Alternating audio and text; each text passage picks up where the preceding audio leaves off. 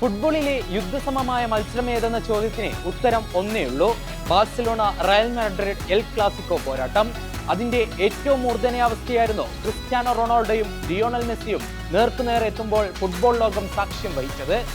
റൊണാൾഡോയും മെസ്സിയും യൂറോപ്പ് വിട്ടെങ്കിലും യുവതാരങ്ങൾ കളം വാഴുകയാണ് ഇപ്പോൾ. കിലിയൻ എംബാപ്പയോ ലെമിൻ യമാലോ? 2026 ആദ്യ കിരീടം ആര് സ്വന്തമാക്കും?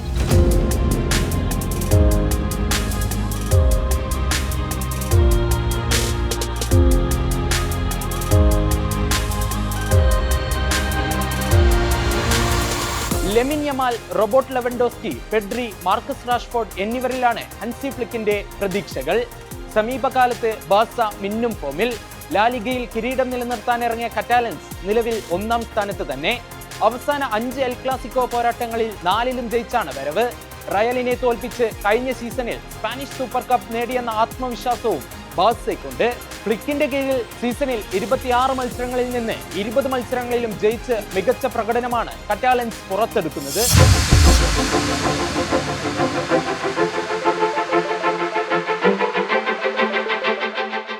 കഴിഞ്ഞ സീസണിലെ കണക്ക് തീർക്കാനാണ് റയൽ മാഡ്രിഡ് കളത്തിലിറങ്ങുന്നത്. Kylian Mbappe, Federico Valverde, Rodrygo, Vinicius എന്നിവരിലാണ് സാബി അലോൻസോയുടെ പ്രതീക്ഷ.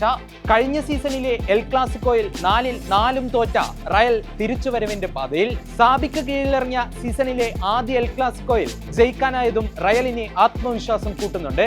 സീസണിൽ 26 മത്സരങ്ങളിൽ നിന്ന് 19 മത്സരങ്ങളിൽ റയലിന് വിജയിക്കാനായി. ടോപ്പ് ഗോൾ സ്കോറർ പട്ടികയിലും മുന്നിലുള്ളത് റയൽ താരങ്ങൾ തന്നെ. ലാലിഗയിൽ 18 ഗോളും ചാമ്പ്യൻസ് ലീഗിൽ 9 ഗോളുമായി എംബാപ്പയാണ് മുന്നിൽ.